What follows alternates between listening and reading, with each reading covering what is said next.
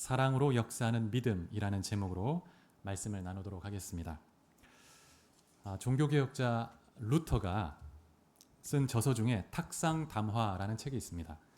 이 탁상담화는 루터가 비텐베르크 대학 신학 교수로 있을 때 자신의 집에 종종 학생들과 신학 교수들, 손님들을 초대해서 같이 식사의 교제를 나누었는데, 그때 나눈 대화들을 루터의 제자들이 기록으로 남긴 것입니다.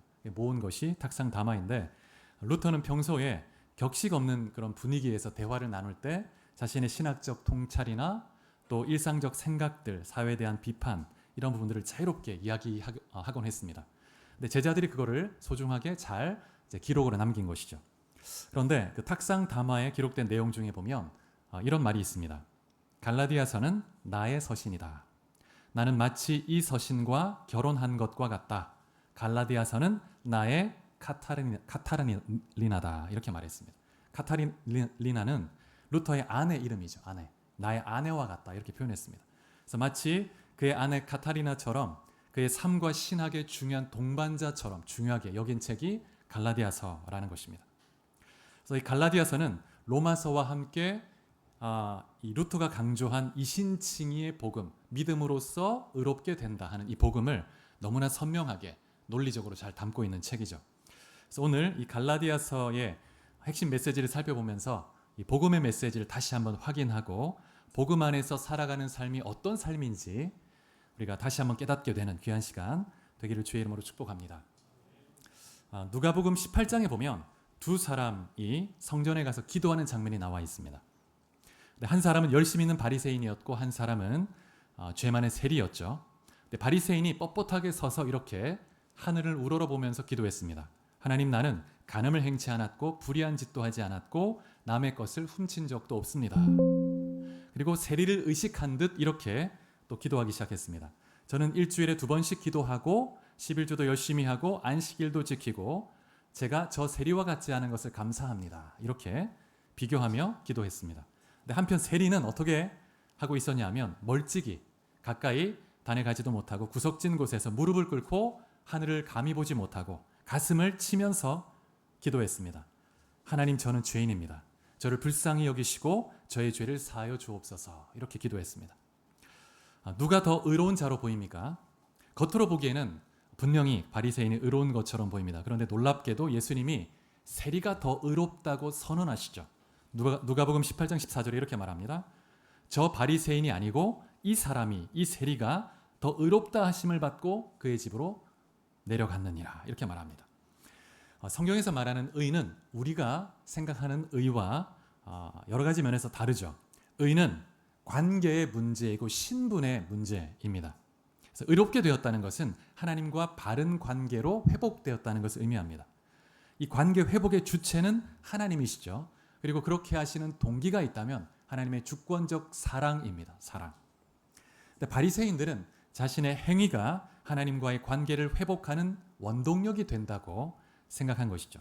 많은 선한 행위, 또 종교적 열심이 자신을 하나님 앞에 의롭게 세우고 하나님이 그 행위를 보고 인정해 주실 것이다 생각한 것입니다. 그런데 바리새인은 하나님께 배척을 받았고 거절받았고 오히려 세리가 하나님께 받아들여졌습니다. 바리새인은 행위의 노예로 전락했고 세리는 은혜의 자유인이 되었다고 말할 수 있습니다. 이 비유의 핵심은 율법주의와 자기 의를 경계하라는 그런 말씀이죠. 오늘 우리가 읽었던 갈라디아서의 이 핵심 주제도 율법주의를 경계하는 것입니다. 율법주의에 대해서 아주 엄중한 경고를 담고 있죠. 그래서 이러한 것들을 바울은 다른 복음이라고 말하면서 이 다른 복음을 전하는 자는 하늘에서 온 천사라 할지라도 저주를 받을지어다. 이렇게 아주 단호하게 엄중히 선언하는 것을 볼 수 있습니다. 이 갈라디아 지역은 지도를 한번 보시면 바울의 1차 선교여행의 주요 사역지였는데 지금의 터키 중부 지역에 있는 그 땅입니다. 바울이 1차 선교여행 때 이 갈라디아 여러 지역을 다니면서 바나바와 함께 복음을 전했습니다. 이때 하나님이 택한 자들이 복음을 받아들였고 성령을 체험했습니다. 그래서 교회가 서게 된 것이죠. 그래서 이후에 갈라디아 교회가 복음 안에서 성령 역사 가운데 잘 성장해 가기 시작했습니다. 그런데 여러분, 항상 사탄은 교회가 평안하게 성장하는 것을 절대 방관하지 않습니다. 반드시 결정적 순간에 치명적 수단으로 혼란을 일으키고 성장치 못하게 하죠. 그래서 바울 이후에 어떤 자들이 갈라디아 교회에 들어와서 거짓된 메시지를 전하기 시작한 것입니다. 갈라디아서 2장 4절에 보면 이들을 이렇게 표현하죠. 이는 가만히 들어온 거짓 형제들 때문이라. 그들이 가만히 들어온 것은 그리스도 예수 안에서 우리가 가진 자유를 엿보고 우리를 종으로 삼고자 함이로되 이렇게 말하고 있습니다. 그래서 이들은 유대 예루살렘에서 온 율법주의자들이었습니다. 이들이 전한 메시지는 예수를 믿어도 율법을 행치 않으면 구원받지 못한다. 율법을 믿고 믿음 플러스 율법의 행위가 있어야 한다. 그리고 믿음 플러스 율법의 행위가 있어야 구원이 유지된다. 이렇게 가르친 것이죠. 그래서 갈라디아 교회가 그래도 이렇게 바울에게 복음을 받아들이고 은혜 가운데 서 있었지만 그래도 초생, 신생 개척 교회였기 때문에 이러한 그 유대에서 온 그런 유대주의자들의 가르침에 혼란을 느끼게 된 것이죠. 그래서 이러한 신앙의 혼란 가운데 있는 갈라디아 성도들에게 바울이 쓴 서신이 갈라디아서입니다. 그래서 갈라디아서의 핵심 메시지는 율법의 행위로서가 아니라 오직 그리스도를 믿음으로서만 하나님 앞에 의롭게 설 수 있다 하는 것을 말씀하고 있습니다. 이 갈라디아서의 전체 구조는 두 부분으로 나눌 수 있는데요. 전반부는 1장 1절에서 5장 12절까지이고 이 부분에서는 오직 믿음으로 의롭게 된다 하는 이 이신칭의의 복음을 신학적으로 논리적으로 변증하고 있습니다. 특별히 이 참된 복음의 의미, 믿음으로 의롭게 된다고 하는 이 진리를 아브라함의 예를 들어서 변증하고 있습니다. 그리고 후반부에 가면 5장 13절부터 6장 끝절까지인데 윤리적인 삶의 권면을 담고 있습니다. 어떻게 살아가야 하는가 가르치고 있죠. 그래서 오늘 우리가 읽은 본문은 이 전반부 신학적 변증의 마지막 부분에 해당합니다. 특별히 5장 1절의 말씀은 갈라디아서 전체 내용을 핵심적으로 요약하면서 성도들에게 주는 권면을 담고 있는데 다시 한번 같이 읽어볼까요? 우리가 우리 자신에게 한번 선포하는 마음으로 시작. 그리스도께서 우리로 자유케 하려고 자유를 주셨으니 그러므로 굳세게 서서 다시는 종의 멍에를 매지 말라. 그리스도께서 우리에게 주신 자유가 무엇일까요? 구체적으로 무엇인가? 어떻게 그 자유를 지키고 누릴 수 있는가? 1절에 보면 5장 1절에 보면 그리스도께서 우리를 자유케 하기 위해 자유를 주셨다. 이렇게 말하고 있습니다. 우리를 자유케 하기 위해서 아주 큰 대가를 지불하셨죠. 우리가 주님의 그 지불하신 대가로 인해서 자유를 누리고 있습니다. 희생의 대가가 있는 것이죠. 이 자유케 된다는 것은 종노릇하는 데서 해방된다는 뜻입니다. 해방, 자유. 이 자유라는 말은 신분과도 밀접한 관련이 있습니다. 종의 신분에서 노예의 신분에서 풀려나서 새로운 신분이 되는 것입니다. 하나님 나라의 백성이 되고 하나님의 아들, 딸이 되는 것이죠. 그래서 갈라디아서 4장 5절에 보면 이렇게 말씀합니다.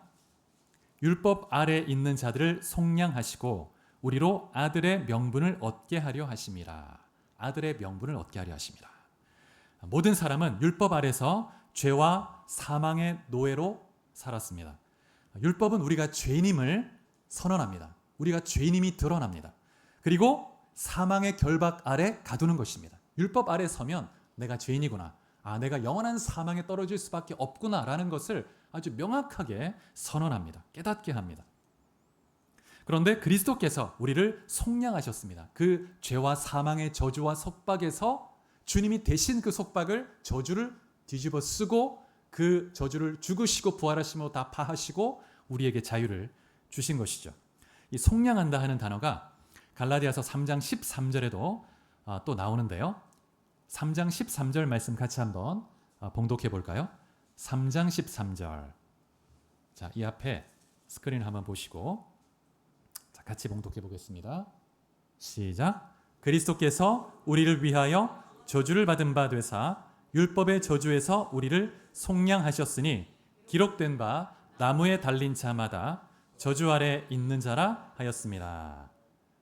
속량한다, 구속한다 이런 단어로도 번역될 수 있는데 값을 지불하고 사오는 것, 해방시켜 주는 것입니다. 새로운 신분을 얻게 되는 것이죠. 그래서 예수님이 십자가에서 죽으시는 그 피 흘림, 죽음의 희생, 엄청난 대가를 지불하고 우리에게 자유를 주셨습니다. 하나님의 아들의 신분을 허락해 주신 것입니다. 그래서 갈라디아서를 보면 예수를 믿음으로, 예수님이 지불하신 그 엄청난 대가에 근거해서 예수를 믿음으로 의롭게 된다고 하는 이 진리를 계속 반복합니다. 갈라디아서 2장 16절에 보면 이렇게 말씀합니다. 사람이 의롭게 되는 것은 율법의 행위로 말미암음이 아니요 오직 예수 그리스도를 믿음으로 말미암는 줄 알므로 그리스도를 믿음으로 의롭다함을 얻으려 함이라 이렇게 말합니다. 또 3장 8절에 보면 하나님이 이방을 믿음으로 말미암아 의로 정하실 것을 성경이 미리 알고 이방 사람들이 믿음으로 의롭다고 할 것을 정하셨다는 겁니다. 또 3장 11절에 보면 의인은 믿음으로 살리라. 의인은 믿음으로 살리라. 2장 갈라디아 3장 24절에 보면 우리로 하여금 믿음으로 말미암아 의롭다함을 얻게 하려 함이라. 또 갈라디아서 3장 26절 3장 26절 보면 너희가 다 믿음으로 말미암아 그리스도 예수 안에서 하나님의 아들이 되었으니. 그래서 계속 반복하고 있습니다. 그래서 갈라디아 성도들이 혼란을 느끼고 있습니다. 유대 거짓 선지자들 때문에. 그래서 율법 플러스 알파가 아니다. 믿음 플러스 알파가 아니다. 오직 믿음으로 계속 반복하는 거예요. 종교개혁의 선구자 루터가 1520년 11월 20일에 편지 형식으로 된 서문과 함께 교황에게 편지를 썼는데요. 일종의 논문인데 이 논문을 보면 이 논문은 종교개혁의 신학적 근거를 밝히는 루터의 3대 저서 가운데 하나인데 그 이름이 뭐냐면 제목이 그리스도인의 자유라는 길지 않은 그런 책입니다. 이 책에 보면 이렇게 쓰고 있습니다. 영혼은 이렇듯 어떠한 행위도 수행함이 없이 오직 믿음으로 하나님 앞에 하나님 말씀에 의해 의롭게 되고 자유하게 됩니다. 분명한 것은 그리스도인이 의로워지기 위해 필요한 것은 믿음이면 충분하다는 사실입니다. 여러분 오직 믿음으로써 하나님 앞에 의롭게 설 수가 있습니다. 하나님 앞에 온전히 서기 위해서 믿음의 옷 이외에 그 어떠한 옷도 어떠한 내 옷, 내 의의, 내 행위의 옷도 하나님 앞에서는 더러운 옷에 불과하다는 것을 우리가 정확히 기억할 필요가 있습니다.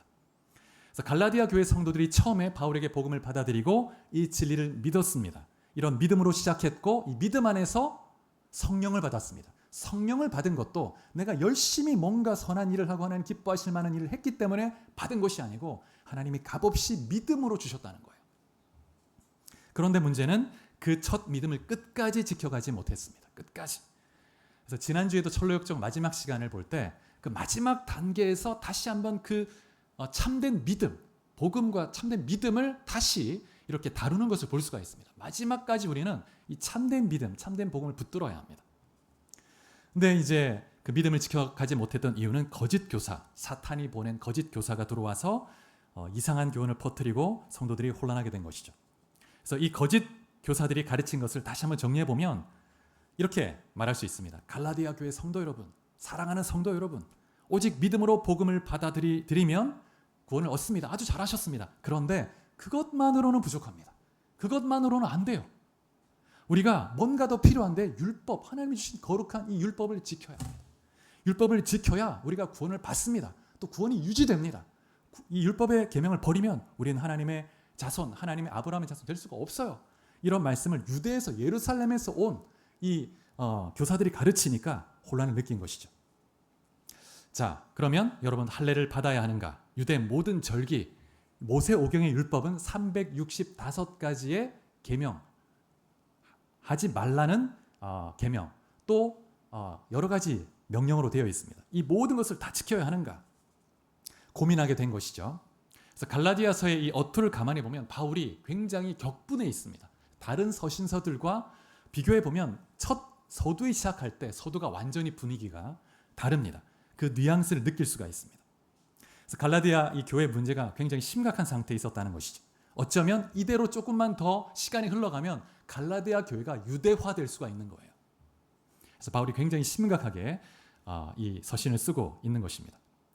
성도 여러분, 우리가 하나님의 언약 백성으로 살기 위해서 유대인들처럼 유대적 삶의 방식에 따라 반드시 살아가야 하는가? 율법의 행위를 다 지켜야 하는가? 하나님 앞에 의로워지기 위해서 또 그 의를 유지하기 위해서 우리의 행위가 있어야 하는가? 플러스 알파가 있어야 하는가? 우리가 너무나 중요한 질문인데 사도 바울은 아니다라고 말합니다. 아니다. 우리가 읽었던 본문 5장 3절에 보면 하나님 앞에 온전하기 위해서 할례를 행하는 사람은 율법 전체를 행할 의무가 있다. 이렇게 말하고 있습니다. 또 계속해서 4절에 보면 율법 안에서 의롭다함을 얻으려 하는 자들은 그리스도에게서 끊어지고 은혜에서 떨어져 나간 사람이다. 은혜를 은혜되지 못하게 하고 그리스도의 죽음을 헛된 것으로 만드는 거예요. 그리스도의 죽음이 너무나 고귀하고 너무나 중요하고 그리스도의 죽으심과 부활을 믿어야 합니다. 그런데 이것도 있어야 합니다. 유대 율법주의자들이 이런 것을 가르친 것이죠. 하나님이 모세를 통해서 율법을 주신 이유는 하나님이 명확하게 가르쳐 주셨는데 로마서 3장 19절 20절에 보면 이렇게 말씀합니다. 우리 같이 한번 읽어볼까요? 로마서 3장 19절 20절 이 앞에 한번 보시고 시작. 우리가 알거니와 무릇 율법이 말하는 바는 율법 아래에 있는 자들에게 말하는 것이니 이는 모든 입을 막고 온 세상으로 하나님의 심판 아래에 있게 하려 함이라. 그러므로 율법의 행위로 그의 앞에 의롭다 하심을 얻을 육체가 없나니 율법으로는 죄를 깨달음이니라. 이 말씀 보면 율법의 목적을 명확히 밝혀주고 있는데 인간의 타락한 내면의 상태, 죄악된 상태를 들추어내는 것입니다. 그리고 심판 아래, 저주 아래 두는 것입니다. 우리의 상태가 어떤 상태인지를 보여주는 거죠. 그래서 우리가 죄인인 것을 깨닫게 합니다. 근데 율법 그 자체는 선하고 거룩한 것이죠. 하지만 이 율법은 그냥 기준을 제시할 뿐입니다. 우리가 죄인임을 드러내는 것이죠. 오히려 우리가 죄를 짓도록 충동질한다고 바울은 말합니다. 만약 우리가 율법적 삶의 방식을 선택하면 할수록 우리는 그리스도에게 멀어지게 되고 은혜는 점점 메마르게 됩니다.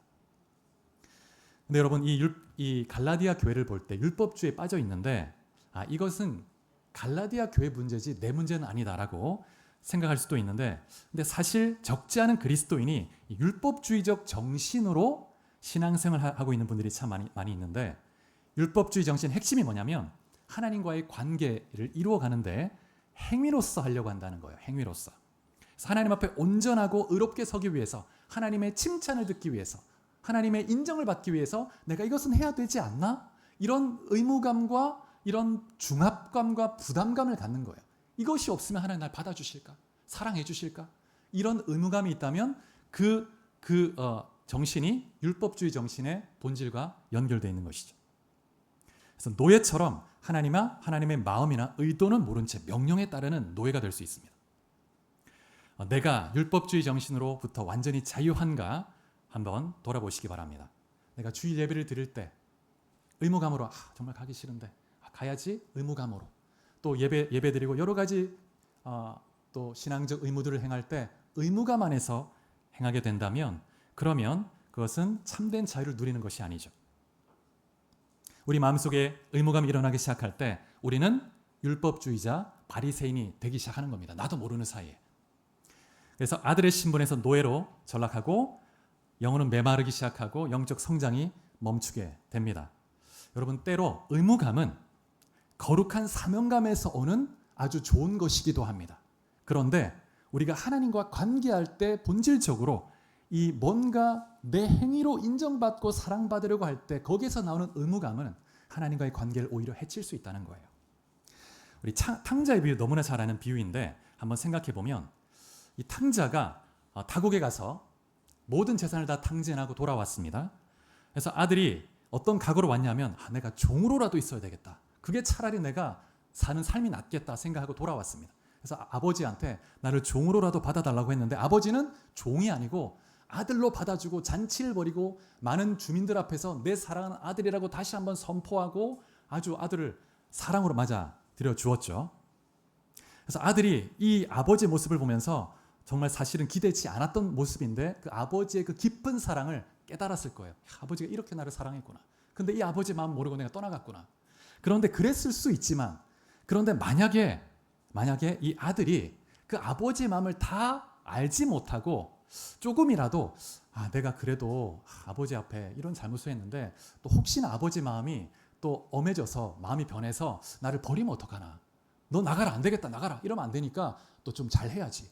아침 일찍 일어나가지고 마당에 가서 종들이 하는 일을 하는 거예요. 마당 쓸고 막 뭐 하려고 하는 거예요. 그 모습을 볼 때 아버지만 어떨까요? 좀 안타깝죠. 아들아, 넌 내 아들이야. 그렇게 하지 않아도 된다. 해도 되고 하지 않아도 된다. 너는 꼭 해야만 내 아들이 되는 게 아니야. 이렇게 생각할 거예요. 안타깝겠죠. 그래서 죄책감 가운데 살아가게 될 것이고, 이 둘째 아들도 아마 여전히 아버지의 관계에서 뻣뻣함과 또 큰형처럼 그런 마음으로 살아갔을 거예요. 사랑하는 성도 여러분, 우리가 하나님의 사랑을 받기 위해서 해야 할 일은 아무것도 없습니다. 하나님은 우리의 존재 자체를 사랑하시는 것이죠. 그래서 로마서 5장 8절에 보면 이렇게 말씀합니다. 우리가 아직 죄인 되었을 때에 그리스도께서 우리를 위하여 죽으심으로 하나님께서 우리에 대한 자기의 사랑을 확증하셨느니라. 우리가 어떠한 하나님께 칭찬받을 만한 사랑을, 어떤 행위를 할 때, 너 정말 대견하다. 야, 내가 너를 사랑한다. 칭찬한다. 그게 아니고 죄를 범할 때, 하나님의 원수처럼 있을 때 우리를 사랑해서 엄청난 대가집을 했다는 거예요. 이 말은 우리의 행위에 따라 우리를 사랑하는 그 사랑이 변하는 사랑이 아니고 존재 자체를 사랑하는 무조건적인 주권적 신의 사랑인 것입니다. 그래서 우리는 단지 하나님 앞에 아들, 딸로 나아갑니다. 우리가 뭔가를 구하면 하나님은 거저 주십니다. 너가 열심히 기도했구나. 이만큼 기도했네? 내가 줄게. 이게 아닌 거죠. 기도하면 내 신음하는 소리를 그냥 다 헤아리시고 주기도 하시고, 하나님은 값없이 은혜로 주신다는 거예요. 사랑은 일에 대한 보상이 아닌 것입니다. 일에 대한 보상이 아니죠. 내가 뭔가를 해야 되는데 그래야 나를 사랑하시지 않을까? 이런 의무감이 있다면, 그러면 그 의무감은 나를 사로잡고 나를 율법주의자로 전락하게 만드는 것입니다. 그러한 의무감이 내 마음, 내 신앙을 갉아먹기 시작한다면 우리는 십자가 앞으로 나가야 합니다. 그리고 그 십자가를 바라보며 다시 한번 십자가에 달린 주님을 바라보며 묵상하고 기도해야죠. 그리고 십자가의 복음에 달리신 주님의 그 무한한 사랑을 다시 한번 경험할 필요가 있습니다. 우리 갈라디아서 2장 20절 말씀 같이 한번 봉독해 보겠습니다. 자, 시작. 내가 그리스도와 함께 십자가에 못 박혔나니 그런즉 이제는 내가 산 것이 아니요 오직 내 안에 그리스도께서 사신 것이라. 이제 내가 육체 가운데 사는 것은 나를 사랑하사 나를 위하여 자기 몸을 버리신 하나님의 아들을 믿는 믿음 안에서 사는 것이라. 갈라디아서 6장 14절에도 보면 다시 한번 십자가를 강조합니다. 십자가. 제가 봉독해 보겠습니다. 그러나 내게는 우리 주 예수 그리스도의 십자가 외에 결코 자랑할 것이 없으니 그리스도로 말미암아 세상이 나를 대하여 십자가에 못 박히고 내가 또한 세상을 대하여 그러하니라. 예수님께서 십자가에서 피 흘려 죽으셨죠. 날 대신해서 고통당하시고 저주를 다 담당하셨습니다. 그래서 우리가 하나님 앞에 의롭게 서기 위해서 어떠한 의무감도 갖지 않아도 되게 자유를 주신 거예요. 루터가 말한 이 자유는 뭐냐면 갈라디아서, 로마서를 이렇게 주석하면서 우리가 하나님 앞에 의로워지기 위해서 행해야 되는 그 모든 행위의 의무로부터의 자유를 의미하는 것입니다. 그래서 예수를 믿음으로 이제는 죄의 노예에서 완전히 해방되었습니다. 이 하나님의 자녀가 된 신분을 회복했죠. 그리고 나서의 행위는 이제는 별개의 문제입니다. 구원과는 상관이 없어요. 별개의 문제입니다. 우리가 예수를 믿음으로 구원을 받을 때 이 구원은 우리에게 말로 표현할 수 없는 기쁨을 줍니다. 자유를 줍니다. 나 같은 죄인을 이렇게 사랑하시는 거라. 이 하나님의 사랑이 우리에게 말로 표현할 수 없는 감격을 주고 자유를 주죠. 기쁨을 주죠. 그 자유와 그 기쁨과 감격이 하나님 앞에 사랑의 헌신을 하게 하고 사랑으로 내가 자원함으로 노예가 되게 하는 거예요. 하나님 앞에 사랑의 노예가 되는 거죠. 사랑해서 하나님을 따르고 말씀에 순종하며 나가게 되는 것입니다.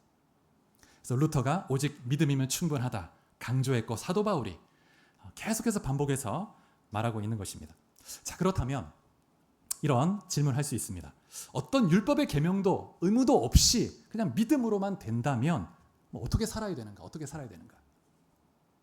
인간은 뭔가 기준이 있어야 되고 율법 그래도 가지고 와서 그대로 살아야 되는 거 아닌가? 이렇게 생각할 수 있습니다. 사도 바울은 이 질문에 대해서 이렇게 답을 하고 있습니다. 5장 6절 말씀 같이 한번 읽어볼까요? 5장 6절 본문 5장 6절 자, 이 앞에 보시고 시작. 그리스도 예수 안에서는 할례나 무할례나 효력이 없으되 사랑으로서 역사하는 믿음뿐이니라. 바울이 제시하는 원리는 뭐냐면 하나의 율법이 뭐냐면 주님께서 전해주신 율법이었죠. 계명이었죠. 사랑하라는 것입니다. 사랑하면 모든 율법을 성취한다는 거예요. 사랑으로 행하라. 사랑으로. 이 5장 6절에 보면 사랑으로 역사하는 믿음이라고 했는데 이게 어떤 의미냐면 다른 번역 성경을 보면 사랑으로 표현되는 믿음, 사랑을 통해 일하는 믿음, 사랑의 열매를 맺는 믿음 이런 뜻입니다. 믿음은 필연적으로 하나님을 사랑하게 하고 이웃을 사랑하게 하는 믿음으로 열매 맺게 되어 있습니다. 그래서 우리 믿음은 사랑으로 표현되어져야 하죠. 사랑을 통해서 능력을 나타냅니다. 그래서 그리스도인의 삶은 삶은 함께 가는 것이죠. 함께. 분리할 수가 없습니다. 여러분 믿음으로 굳게 설 수 있길 축복합니다. 그 믿음 위에서 모든 일을 사랑의 동기로 행하십시오. 주님이 우리를 존재 자체로 사랑하신 것처럼 사랑의 동기를 가지고 행할 때 율법을 다 성취하게 됩니다. 깨어진 관계가 회복되고 하나님의 뜻을 이루어가고 하나님의 관계가 세워지게 되는 것이죠. 그러면 우리가 이런 질문을 또 할 수 있습니다. 사랑 말이 쉽지 그게 쉽게 됩니까? 사랑이 그게 쉽게 되나요? 그게? 사랑하고 싶죠. 근데 우리 마음대로 되지 않지 않습니까? 근데 이 질문에 대해서 바울이 갈라디아서에서 이렇게 말합니다. 성령을 따라 행하십시오. 자, 갈라디아서 5장 16절을 같이 한번 읽어보겠습니다. 5장 16절. 자, 시작. 내가 이르노니 너희는 성령을 따라 행하라. 그리하면 육체의 욕심을 이루지 아니하리라.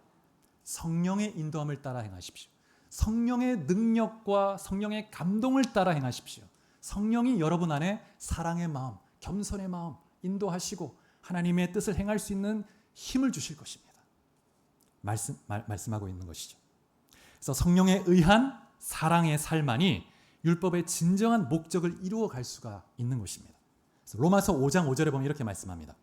소망이 우리를 부끄럽게 하지 아니함은 우리에게 주신 성령으로 말미암아 하나님의 사랑이 우리 마음에 부은 바 됨이니. 성령이 우리 가운데 임하였는데 이 성령은 하나님의 무한한 사랑을 우리 가운데 경험하게 하고 자유하게 하고 그 하나님의 사랑 안에서 하나님을 사랑하게 하고 또 이웃을 사랑하게 하는 놀라운 능력을 부어주시는 것입니다.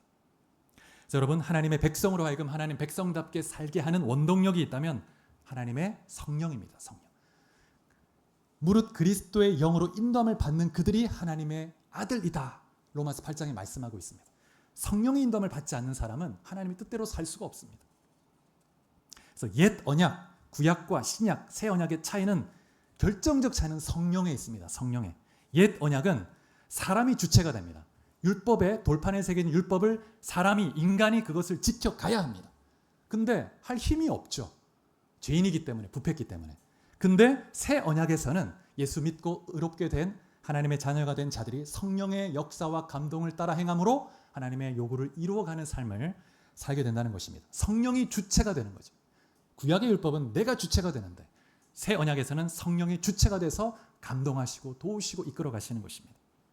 그래서 성령은 단지 그냥 은사나 지혜나 이런 능력 주시는 분이 아니고 하나님의 백성으로 하여금 하나님 백성답게 살게 하는 정말 절대적으로 필요한 우리와 함께 있으셔야 하는 그런 분이신 것입니다. 그래서 오늘 말씀을 이 갈라디아서 핵심 그 논지를 정리해 보면 오직 믿음으로 의롭게 된다. 어떠한 율법의 의무도 너희는 자유하다. 그러면 율법은 없는가? 사랑으로 행하라. 그러면 율법의 요구를 이룰 것이다. 그러면 사랑을 어떻게 하는가? 성령의 능력으로 하면 사랑을 하게 된다는 것입니다. 제가 한번 드린 적이 있는 예화인데 한번 나누도록 하겠습니다. 나누고 말씀을 좀 마무리하겠습니다. 코리텐붐 여사의 이야기인데 2차 세계대전 후에 기적적으로 독일 그 수용소에서 이제 살아남았죠. 그래서 이후에 이제 복음을 전하고 화해 복음을 전하며 여러 곳을 다녔습니다. 그러던 중에 라벤스부르크라는 곳에 가서 간증을 하게 됐는데 간증을 마치고 이제 내려오는데 한 남성이 다가왔죠. 다가와서 이렇게 얘기합니다. 딱 그 얼굴을 보니까 이 수용소에 있을 때 자신을 고문했던 또 언니가 그 사람 때문에 죽었던 그런 간수였습니다. 아주 고문 기술자, 악한 고문 기술자였죠. 근데 그 남자가 눈물을 글썽이면서 자신을 용서해 줄 수 있는지 질문하는 것이었죠. 이때 이제 코리텐붐 여사가 도저히 용서할 수가 없죠. 그 언니의 생각도 나고 막 울분이 솟아오르는 거예요. 근데 그 순간 하나님 앞에 기도합니다. 마음으로. 그 짧은 순간이에요. 하나님, 저는 이 사람을 도저히 사랑할 수 없고 용서할 수가 없습니다. 그러나 주님의 뜻은 이 사람을 용서하는 것이 주의 뜻이라는 것은 알겠습니다. 근데 내 힘으로 할 수가 없습니다. 주님, 그러나 내 힘으로 할 수 없지만 순종하기로 결정합니다. 사랑하기로 결정합니다. 이렇게 결정했을 때 알 수 없는 그 긍휼의 마음이 이 사람 안에 부어지는 거예요. 그 사람의 마음이 아니죠.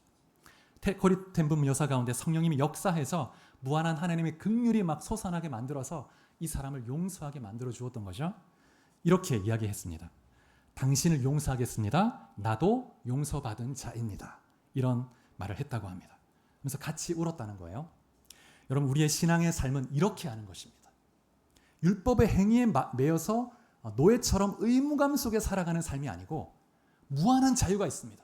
무한한 자유가 있어요. 그런데 이 자유 가운데 뭔가 해야 된다고 하는 의무감에 빠질 필요가 없습니다. 단지 우리는 하나님을 사랑하고 이웃을 사랑하며, 근데 이 사랑은 십자가 복음에서 나오는 거죠. 나를 무한하게 무조건적으로 사랑하시는 그 사랑 안에서 우리가 하나님을 사랑하고 이웃을 사랑할 수 있는 힘을 얻게 됩니다. 그리고 성령의 능력 안에서 그러한 사랑을 실천해 갈 수가 있는 것입니다. 말씀을 맺겠습니다. 주님은 십자가의 죽음을 통해서 우리를 자유케 해주셨습니다. 그래서 주님은 다시는 종의 멍에를 매지 말라고 말씀하고 있습니다. 우리를 완전히 자유케 했으니 자유함 속에서 성령의 능력 안에 사랑으로 행하라고 말씀하고 있습니다. 루터가 가톨릭 율법주의자들이 자신을 공격할 때마다 갈라디아서를 방패처럼 칼처럼 사용했다고 합니다. 그래서 평생 갈라디아서를 또 로마서를 자신의 아내처럼 동반자로 여기고 늘 가까이 했다는 거예요. 그리고 묵상하고. 그래서 교리적 논쟁, 이 복음에 대해서 공격을 받을 때마다 이 갈라디아서를 묵상하면서 하나님 앞에 나갔다는 것입니다. 진리의 확신을 얻고 또 외치기 시작했다는 것이죠. 사랑하는 성도 여러분, 성령과 복음의 능력 안에서 주와 동행하고 친밀히 사귀며 그 사랑의 복음을 증거하는 주의 영광과 통치를 드러내는 그런 삶이 될 수 있기를 주의 이름으로 축복합니다. 같이 기도하시겠습니다.